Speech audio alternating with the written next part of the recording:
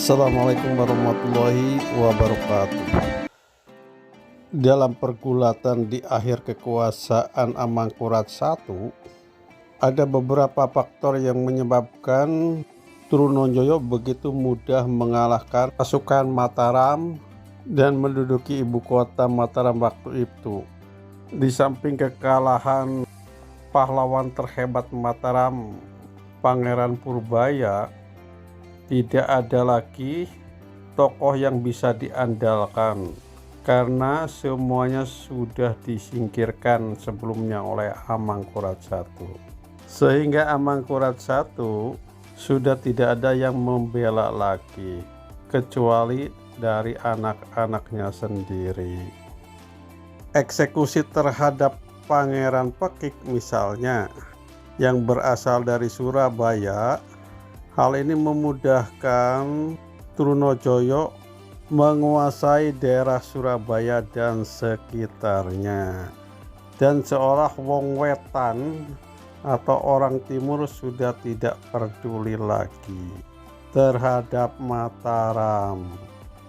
Di samping itu ada dua pangeran yang berasal dari Cirebon yang ditahan oleh Amangkurat I di Mataram, yaitu Pangeran Martawijaya dan Kartawijaya. Hal ini membuat Istana Cirebon meminta bantuan kepada Sultan Agung Tirtayasa dari Banten untuk berperan dalam membebaskan kedua pangeran tersebut. Maka disinilah peran Sultan Ageng Tirtayasa mulai berperan dalam pembebasan kedua pangeran Cirebon tersebut dengan meminta bantuan dari pasukan Trunojoyo yang akan membedah Mataram.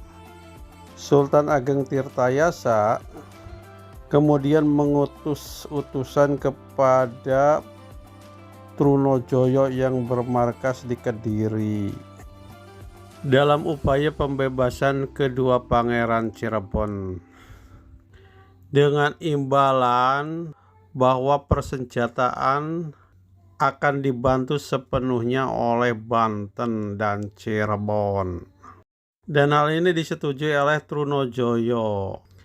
Dan untuk membedakan musuh dan kawan di ibu kota Mataram, maka para pangeran yang ditahan diharuskan memakai janur kuning sebagai cirinya. Jadi disinilah sebenarnya janur kuning mulai digunakan untuk membedakan mana lawan dan mana kawan.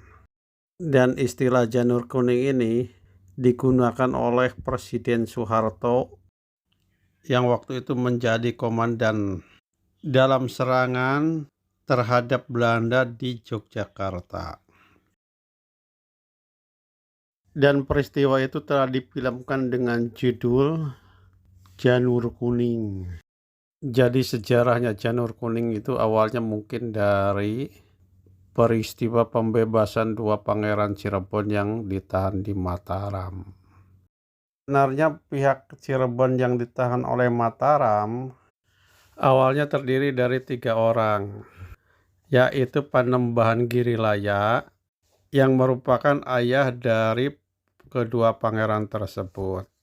Panembahan Girilaya dan kedua pangeran tersebut kemungkinan dijebak karena sistem kekeluargaan. Karena Panembahan Girilaya merupakan menantu dari Amangkurat I. Dan ketika berkunjung ke mertuanya tersebut, maka Pangeran Girilaya kemudian tidak boleh kembali hingga meninggal di Mataram, yang tepatnya di Girilaya, sehingga kemudian dikenal dengan Panembahan Girilaya pada tahun 1662 Masehi. Atau kemungkinan hal ini untuk meredam eksekusi Amangkurat I terhadap Pangeran Alit yang masih keturunan Cirebon. Jadi pihak Mataram itu ada ketakutan yang berlebihan terhadap Cirebon. Sehingga Raja Cirebon, yaitu Panembahan Giralaya, dijebak untuk berkunjung bersama kedua putranya ke Mataram dan tidak boleh kembali atau ditahan di Mataram. Dan sang raja sendiri meninggal di sana. Sedangkan kedua anaknya tetap ditahan di Mataram. Jadi hal inilah seolah kerajaan Cirebon itu kehilangan induknya. Dan Pangeran Wangsakerta sebagai anak Panembahan Girilaya yang ada di Cirebon kemudian meminta bantuan dari Sultan Banten waktu itu, yaitu Sultan Ageng Tirtayasa, seorang Sultan Banten yang terhebat. Karena itu Sultan Ageng Tirtayasa kemudian meminta bantuan kepada Trunojoyo dalam pembebasan kedua pangeran Cirebon tersebut. Dengan imbalan bahwa persenjataan Trunojoyo akan disuplai dari Banten dan Cirebon. Dan ketika ibu kota Mataram waktu itu dapat diduduki oleh Trunojoyo, yaitu kota Pleret pada tahun 1677 Masehi, dan Amangkurat sendiri melarikan diri rencananya ke Batavia tapi meninggal di Tegal. Maka kedua pangeran dari Cirebon itu diamankan dan dibawa ke Kediri, yang merupakan pusat pasukan dari Trunojoyo. Dan dari Kedirilah kedua pangeran itu kemudian dijemput oleh utusan Sultan Agung Tirtayasa dan membawanya ke Banten.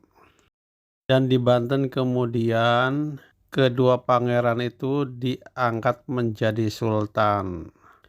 Pangeran Martawijaya menjadi sultan di Kasepuhan, sedangkan adiknya Pangeran Kartawijaya berkuasa di Kesultanan Kanoman.